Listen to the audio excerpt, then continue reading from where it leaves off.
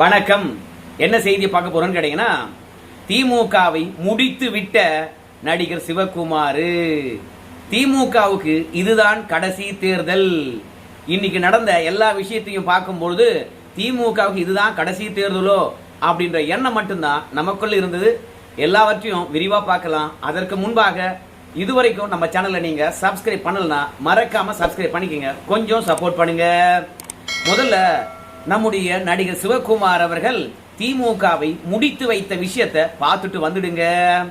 பெரிய பாதிப்பு ஏற்பட்டு நினைக்கிறீங்களா? பாதிப்பா? குடிமக்களை குடிகார மக்களாகிட்டு சொல்லி பாதிக்கணும்னு கேட்குறீங்க. உங்கள் வீட்டில் நீ குடிக்கிறான்னு நினைக்கிறேன். கிட்டத்தட்ட 40% ஆஃப் பீப்புள் வந்து நாசமாக போயிட்டு இருக்காங்க. ஞாபகம். நம்முடைய நடிகர் சிவகுமார் அவர்களை பொறுத்த வரைக்கும் கருணாநிதி அவர்கள் இருந்தார் தெரியுமா? அவர் ஆட்சி கட்டில ஏறின உடனே தமிழகத்துல மதுவை கொண்டு வந்தார். அன்றையிலிருந்து இன்றைக்கு வரைக்கும் மதுவை ஒட்டுமொத்தமா ஒழிக்கணும் அப்படின்னு வேண்டுகோள் விடுத்து கொண்டு இருக்கின்றாராம். ஒரு தலைமுறையே அழிந்து போய்விட்டது. இனி வருகின்ற தலைமுறையும் மதுவினால் அழிந்து போய் விடுகிறது. இத தமிழ்நாட்டிலிருந்து எடுக்கணும் சொல்லிவிட்டு ஆரம்பத்திலிருந்தே சொல்லிட்டு இருக்கின்றாராம். ஆனால் யாருமே எடுத்தது இல்லையா.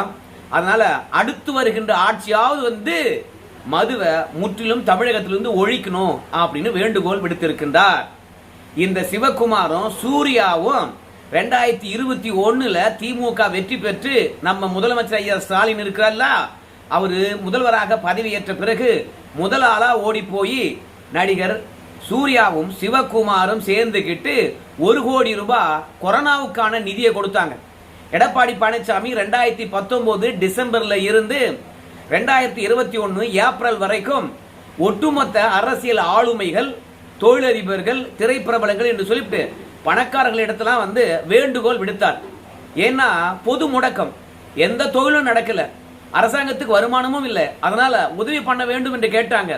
ஆனால் எடப்பாடி பழனிசாமிக்கு எதிராக இருந்த சூர்யாவும் இதே சிவகுமாரும் கொரோனாவுக்கான நிதியை தரவே இல்லை. திமுக ஆட்சி வந்த பிறகு முதலமைச்சர் ஸ்டாலின் கிட்ட போய் 1 கோடி ரூபாய்க்கான காசோலை எடுத்து நொட்டினாங்க. சோ அந்த அளவுக்கு திமுகவை தூக்கி பிடித்தவர்கள் தான் இந்த சிவகுமாரும் இந்த சூர்யாவும். அந்த திமுகவை தூக்கி பிடித்ததன் காரணமாகத்தான் இந்த 5 ஆண்டு கால ஆட்சியில பல அவலங்கள் நடந்தாலும் வாயே திறக்கலப்பா இந்த சூர்யாவும் சிவகுமாரும். ஆனால் திமுக ஆட்சியில அராஜகங்கள் அதிகரித்து போச்சு. யாருக்கும் பாதுகாப்பு இல்ல, போதைப் பொருள் அதிகரித்து போச்சு, மதுவும் அளவில்லாம புழக்கம் ஆயிடுச்சு. 40% பேர் குடிநோயாளியாவே ஆயிட்டாங்களாம். நம்ம சிவகுமாரே சொல்றார். அதனால எந்த 2 பேர் திமுகவுக்கு முட்டு கொடுத்தாங்களோ அந்த 2 பேராலே வந்து பாத்தீங்கன்னா இந்த ஆட்சியை சகித்துக் கொள்ள முடியல. அதனால அடுத்து வருகின்ற ஆட்சியானது மதுவை முற்றிலும் ஒழிக்கணும் அப்படின்னு சொல்றாங்க. அப்படின்னா என்ன? சிவகுமார் திமுக ஓட்டு போடாம வேற யாருக்கோ ஓட்டு போட்டிருக்காரு. புதிய ஆட்சி வர வேண்டும் என்று அவரு நினைச்சிருக்கிறாரு. திமுகவை தூக்கி வச்சு கொண்டாடின சிவகுமாரே வந்து பாத்தீங்கன்னா அடுத்து வருகின்ற ஆட்சி அப்படிங்கிறார். அதனால இந்த திமுக கண்டிப்பா இந்த தேர்தலில் தோக்கும் என்பதுல மாற்று கருத்தே கிடையாது. தோக்கணும். ஏன் 2 முறை அழுத்தி சொல்றேன் தெரியுமா? இந்த வீடியோவை பார்த்துட்டு வாங்க. நீங்க வந்து ஒரு கட்சி தாவேகா இருக்குன்னு நினைக்கிறீங்களா, அதிமுக இருக்குன்னு நினைக்கிறீங்களா? உங்க விருப்பம் என்ன? எனக்கு விருப்பம்லாம் இல்லைங்க. எதிர்கட்சியை பத்தி நான் ஏன் விரும்பணும்? எங்களுடைய திராவிட முன்னேற்ற இருக்கட்டும், யார் வேணாலும் வரட்டும். மக்கள் யாரை எதிர்கட்சியிலே அமர்த்த வேண்டும் என்று நினைக்கிறார்களோ அவங்க வரட்டும். இந்த வீடியோவை பார்த்தவர்களுக்கு புரியாது, நான் உங்களுக்கு விளக்குறேன். செய்தியாளர்கள் நம்முடைய கனிமொழி அவர்கள் கிட்ட வந்து பாத்தீங்கன்னா ஒரு சில கேள்விகளை கேட்கிறாங்க. கேட்டுட்டு கடைசியில வாயை வித்து பிழைக்கக்கூடிய இந்த செய்தியாளர்களை பொறுத்த வரைக்கும் என்ன கேள்வி கேட்கறாங்க தெரியுமா? தேர்தல் எப்படி மேடம் இருக்குது அப்படின்னு கேட்டா பரவாயில்ல, வெற்றி வாய்ப்பு எப்படி மேடம் இருக்குது அப்படின்னு கேட்டா பரவாயில்ல. ஆனால் இந்த செய்தியாளர்கள் திமுகவில் இருக்கக்கூடிய கனிமொழி அவர்களை குளிர்விக்க வேண்டும் என்பதற்காகவே, மேடம் எதிர்கட்சியா தவேகா வருமா அல்லது அதிமுக வருமா நீங்க சொல்லுங்களேன் அப்படின்னு வந்து நம்ம கனிமொழி கிட்ட போய் கேள்வி கேட்கிறான். எவ்வளவு உள்நோக்கம் கொண்டவன் பாத்தீங்களா? அவன் சன் டிவிக்காரன் நிருபராகவே இருந்தாலும் ஒரு லாஜிக் வேண்டாமா? ஒரு நேர்மை வேண்டாமா? மேடம் எப்படி மேடம் இருக்கு தேர்தல் முடிவுகள் எப்படி இருக்கும் அப்படின்னு கேட்டா கூட பரவாயில்ல. அதெல்லாம் விட்டுட்டு எதிர்கட்சி வரிசையில் அதிமுக வருமா இல்ல தவேகா வருமா அப்படின்னு கேட்கிறான்னா எவ்வளவு ஆணவம்! இந்த ஆணவத்துக்காகவே வந்து நிச்சயமா இந்த தேர்தலில் திமுக தோக்கணும் அப்படின்னு ஆசைப்படுறார். ஆனால் நம்ம ஸ்டாலின் ஐயா மீது என்ன கோபம்னு தெரியல நம்ம கனிமொழி அவர்களுக்கு. இந்த செய்தியாளர்கிட்ட பேட்டியளிக்கின்ற போதே கனிமொழி அவர்கள் சொல்லுவாங்க, அதாவது வரலாறு திரும்புகிறது அப்படின்னு சொல்லுவாங்க கனிமொழி அவர்கள். வரலாறு திரும்புகிறதுனா நம்ம என்ன எடுத்துக்கணும்? திமுக வெற்றி பெற்று 5 ஆண்டு காலம் ஆட்சி ஆண்டுச்சுன்னா மீண்டும் திமுக வெற்றி பெறாது. அதுதான் கடந்த கால வரலாறு. அதை தான் கனிமொழி அவர்களை பொறுத்த வரைக்கும் இன்றைக்கு வாக்கு செலுத்தி விட்டு பேட்டியளிக்கின்ற போது வரலாறு திரும்புகிறது அப்படின்னு சொல்றாங்க. வரலாறு திரும்புகிறது என்றால் திமுக இந்த தேர்தலிலும் ஜெயிக்காதுரா சாமி அப்படின்னு அவங்களே அழுத்தம் திருத்தமா சொல்றாங்க. அதுக்கு என்ன காரணம்னு கேட்டீங்கன்னா, நான் மாநில தேர்தலில் பங்களிப்பு செலுத்த போறேன், அதனால எனக்கு வாய்ப்பு கொடுங்க அப்படின்னு கேட்டாங்க. நீ மாநில தேர்தல் எல்லாம் பங்களிப்பு எதுவும் செலுத்த வேண்டாம், உனக்கு கொடுக்க மாட்டேன், கொடுத்தா என் புள்ள கோயிச்சுக்குவான், 2 அதிகார மையங்களை நீ ஏன் உருவாக்குறியா, உங்க அண்ணனை மாநில தேர்தலில் இந்த நொடி பொழுது வரைக்கும் பங்களிப்பு செலுத்துவதற்கு அனுமதிக்காம போது ஏன் கனிமொழி அவர்களுக்கு மட்டும் அனுமதி வழங்குற அப்படின்னு கேட்பான் இல்லையா. அதனாலே நம்முடைய மு.க. ஸ்டாலின் ஐயாவை பொறுத்த வரைக்கும் கனிமொழி அவர்களுக்கு இந்த தேர்தலில் போட்டியிடுவதற்கு வாய்ப்பு கொடுக்கல. அதை மனசுல வச்சிருந்தாலும் என்னவோ தெரியலப்பா. வரலாறு திரும்புகிறது என்று ஒத்த வார்த்தையில சொல்லிட்டு போயிட்டாங்க. அப்படின்னா திமுக தோக்க போதுரா, வழக்கம் போல 5 ஆண்டு காலம் ஆட்சி ஆண்டா மீண்டும் எங்கடா திமுக ஆட்சிக்கு வந்திருக்குது, இந்த முறையே வராதரா அப்படின்னு சொல்லிட்டு போயிட்டாங்க. 2வது, ஸ்டாலினுடன் கூட பிறந்த நம்ம மு.க. அழகிரிவர்கள் ஓட்டு போட்டுட்டு செய்தியாளர்கள் கேள்வி கேட்கிறாங்க, ஆட்சி மாற்றம் வருமா இல்ல அதே ஆட்சி தொடருமா அப்படின்னு சொல்லின்ற போது தேர்தல் சூடு அதிகமா இருக்குது, நான் தான் ஏற்கனவே சொல்லிட்டேன், யார் வேண்டுமானாலும் வெற்றி பெறலாம் அப்படின்னு சொன்னல, அதான் இப்போ அப்படின்னு சொல்லிட்டு போறார். சொந்த அண்ணன் கூட மீண்டும் ஸ்டாலின் அவர்கள் ஆட்சியை பிடிப்பார் என்று சொல்லல. சொந்த தங்கையும் வரலாறு திரும்புகிறதுன்னு சொல்றாங்க. சொந்த அண்ணனும் யார் வேண்டுமானாலும் வெற்றி பெறலாம் அப்படின்னு சொல்றாங்க. அப்படின்னா என்ன அர்த்தம்? இதுதான் திமுகவுக்கு கடைசி தேர்தல் என்பதை அவங்க முடிவு பண்ணிட்டாங்க. ஏன் தெரியுமா? அந்த அளவுக்கு நம்ம முதலமைச்சர் ஐயா அவர்கள் ஆட்சி ஆண்டு இருக்கின்றார். தங்கைக்கும் இந்த ஆட்சி மீது விருப்பம் இல்லை, அதோட அவங்க அண்ணனுக்கும் இந்த ஆட்சி மீது நல்ல அபிப்பிராயம் இல்லை. 2வது, முட்டு கொடுத்த நடிகர்களுக்கும் இந்த ஆட்சி மீது நல்ல அபிப்பிராயம் கிடையாது. அதனாலே பாத்தீங்கன்னா இந்த ஆட்சி மீண்டும் வராது என்பது உறுதியா சொல்லலாம். திமுக தோத்துச்சுன்னா இதுதான் திமுகவுக்கு கடைசி தேர்தலா இருக்கும், அது எல்லாருக்கும் தெரியும். ஏன்னா அந்த அளவுக்கு உட்கட்சி பூசல் இருக்கிறது. அது மட்டும் கிடையாது, நம்முடைய ஆண்டவர் யாரு, கமலஹாசன், அவரு வாக்கு செலுத்தினாரு, வெளியே பேட்டி கண்டாங்க. அப்போ செய்தியாளர்கிட்ட கமலஹாசன் அவர்கள் என்ன சொன்னார் தெரியுமோ? மாற்றம் வருகிறது அப்படின்னு சொன்னாங்க, மாற்றம் வந்து கொண்டே இருக்கிறது அப்படின்னு சொன்னாங்க. அப்படின்னா என்ன அர்த்தம்? திமுக ஆட்சி போக போதுரா சாமி அப்படின்றத கமலஹாசன் அவர்கள் சூசகமாக தெரிவிச்சிட்டாரு. ஆனா செய்தியாளர்கள் விடுவாங்களா? என்னங்க ஐயா சொல்றீங்க நீங்க, ஆட்சி மாற்றம் வரப்போதா அப்படின்னு சொல்கின்ற போது மாற்றம் வந்து கொண்டே இருக்கிறது அப்படின்னு கமலஹாசன் சொல்லிட்டே போறாரு. மொத்தத்துல கோடு வேடாக அரசியல் ஆளுமைகளும் நடிகர்களும் சொந்தம் பந்தங்களும் திமுக ஆட்சி போதுடா, இதுதாண்டா இந்த திமுகவுடைய கடைசி தேர்தலா இருக்கும் அப்படின்றத சொல்லிட்டாங்க. சாமானிய மக்களா இருக்கக்கூடிய நாம தான் மீண்டும் திமுக ஆட்சிக்கு வந்துருமோ அப்படின்னு பயந்து கொண்டு இருக்கின்றோம். இல்ல இந்த திமுக கிட்ட இருந்து 200 ரூபாயை வாங்கிக்கிட்டு திமுகவுக்காக முட்டு கொடுக்கின்ற கொத்தடிமைகள் தான் திமுக மீண்டும் ஆட்சிக்கு வரும், திமுக மீண்டும் ஆட்சிக்கு வரும் அப்படின்னு சொல்லிக்கிட்டே இருக்கிறாங்க. ஆனா நடந்தவற்றையெல்லாம் பார்க்கும்பொழுது திமுக ரொம்பவே பயந்து போயிருக்குது அப்படின்னு நல்லா தெரியுது.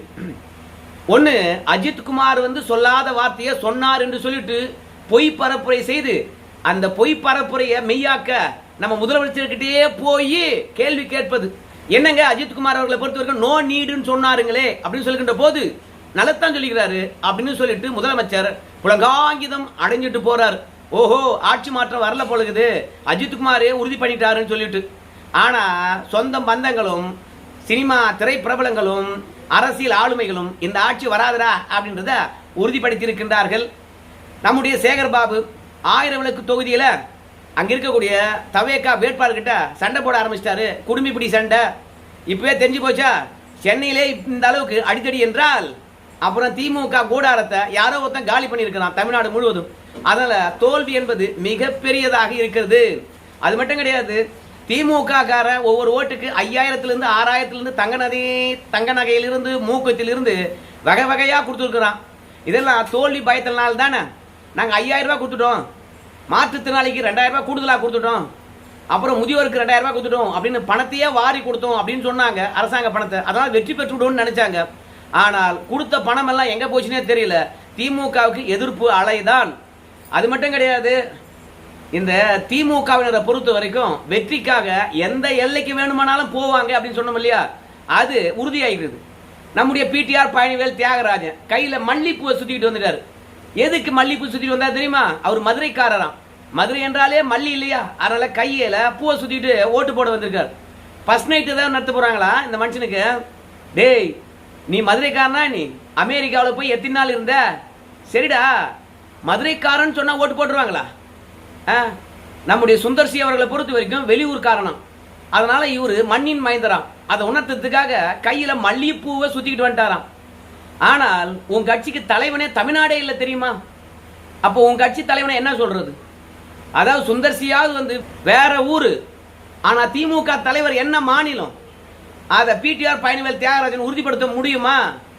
அதனால பிடிஆர் பழனிவேல் தியாகராஜனில் இருந்து, நம்முடைய துரைமுருகனில் இருந்து, நம்முடைய சேகர்பாபுல இருந்து மற்றும் மயிலாப்பூர் வரைக்கும் திமுக காரங்க பண்ண அக்கிரமத்தெல்லாம் வச்சு பார்க்கும்பொழுது திமுகவுடைய தோல்வி கல்லில் எழுதப்பட்டது.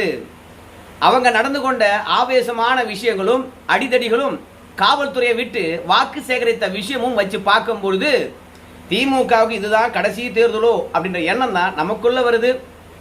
போற போக்கில் நம்முடைய அண்ணா நகர் தொகுதியில் வந்து வாக்கு செலுத்தி விட்ட நம்முடைய விசால் அவர்கள் திமுக அரசாங்கத்தை நல்லா கழுவி ஊத்திட்டு போயிட்டாருங்கோ. என்ன தெரியுமா? ஏங்க, திமுக ஆட்சி நல்லா இருக்குதா அப்படின்னு சொல்லுகின்ற பொழுது அண்ணா நகர் முழுவதும் குப்பை கொட்டி வச்சுக்கிறாங்க. எங்க நல்லா இருக்குது அப்படின்னு போற போக்குல திமுக ஆட்சியினுடைய அவலங்களை புட்டு புட்டு வச்சுட்டு போயிட்டாரு. ஸோ மொத்தத்தில் யார் வந்தாலும் சரி மனதுக்குள்ள திமுக ஆட்சி போனோம் அப்படின்ற எண்ணத்தோடு வந்திருக்கிறாங்க. அதனால கண்டிப்பா இந்த திமுக ஆட்சி தொடர்வது சந்தேகம்தான். நாமெல்லாம் பயப்பட தேவையில்ல, மீண்டும் திமுக ஆட்சி வந்துடும் சொல்லிவிட்டு. விஷயம் தெரிந்த அரசியல் ஆளுமைகளும் உச்சபட்ச அதிகாரிகளும் இன்னைக்கு திமுகவை விட்டு விலகி நிற்கின்றார்கள். என்ன ரிசல்ட் வரும்னு அவங்க தெரிஞ்சிட்டு இருக்காங்க. அதனால திமுக ஆட்சி மீண்டு வருவதற்கான வாய்ப்பில்லை. ஆட்சிக்கு வரலனா உண்மையாகவே திமுகவுக்கு இதுதான் கடைசி தேர்தலாக இருக்கும். யாரெல்லாம் ஆட்டம் போட்டானோ, எவன்லாம் வந்து பார்த்தீங்கன்னா பூத்துலேயே கத்தி எடுத்து வீசினானோ, எவன்லாம் வந்து பார்த்தீங்கன்னா ஓட்டிங் மிஷினை உடைச்சானோ, அவெல்லாம் மீண்டும் 2031 ஆண்டு தேர்தலில் எட்டி கூட பார்க்க முடியாது. ஏன்னா திராவிட முன்னேற்ற கழகம் தோத்துச்சுன்னா அவனுடைய நேரில் இவனுங்கெல்லாம் வந்து பூத்துலேயே உட்கார முடியாது. மற்ற கட்சிக்காரங்க ஓட ஓட விரட்டுவாங்க. இல்லைனா திமுக எவன் தோளிலாவது ஏறிக்கொண்டு வந்து தான் அரசியலில் களம் காண வேண்டியிருக்கும். அப்படி போயிடும். ஆனால் மே 4ஆம் தேதி தான் உண்மையான ரிசல்ட் தெரியும். ஸோ அராஜகங்களும் அக்கிரமங்களும் நேர்மையற்ற முறையில் தேர்தலை நடத்தி இருக்கக்கூடிய இந்த அரசாங்கம் மீண்டும் வரணுமா என்ற கேள்வியோடு இந்த வீடியோவை நான் முடிக்கிறேங்க. ஆளுங்கட்சியாக இருந்து நாங்கள் தேர்தல் நடத்தணும், எந்த விதமான அசம்பாவதும் இல்லையா அப்படின்னு பெருமைப்பட பேச வேண்டிய இந்த அரசாங்கத்தை பார்த்து திமுக காரன் எல்லார்கிட்டையும் வம்பு இழுத்தாண்டா, எல்லாரையும் அடிச்சாண்டா அப்படின்ற செய்தி மட்டும்தான் நம்ம காதில் வருது. அதில் ஊடகத்தை பொறுத்த வரைக்கும் வரலாற்றில் இல்லாத அளவுக்கு வாக்குப்பதிவு அப்படின்னு ஸ்டிக்கர் வேற ஒட்டிகிட்டு இருக்காங்க. பணம் அதிகமாக கவனிச்சோம்னு வச்சுக்கோங்களேன், காசு வாங்கின நேராக போய் ஓட்டு போட்டு வரலாண்டா, ஏன்டா காசு வாங்கின அவனுக்கு துரோகம் பண்ணுறதுன்னு சொல்லிவிட்டு வந்து ஓட்டு போட்டு போகிறாங்க. ஸோ திமுக பொறுத்த வரைக்கும் ஏகப்பட்ட காசுகளை இறைத்திருக்கிறது. இந்த காசுகளை இறைத்த பிறகும் அது வெற்றி பெறவில்லை என்றால் அடுத்த தேர்தலுக்கு செலவு பண்ணுறதுக்கு காசு இருக்காது. அதனால் அடுத்த தேர்தலில் திமுக போட்டிடுவது சந்தேகமாக இருக்கும். ஆனால் தான் சொன்னேன், திமுக இது கடைசி தேர்தலாக இருக்கும். அந்த அளவுக்கு செலவு செய்திருக்கின்றார்கள். அரசியல் களத்தில் யார் வேண்டுமானாலும் வெற்றி பெறலாம். ஆனால் இந்த சேகர் பாபு, நம்முடைய செந்தில் பாலாஜி, அமைச்சர் மூர்த்தி, ஏவா வேலு, பன்னீர்செல்வம் இவங்கெல்லாம் ஜெயிக்கவே கூடாது. இவங்கெல்லாம் அரசியலில் வந்து பார்த்திங்கன்னா அமாவாசைகள்.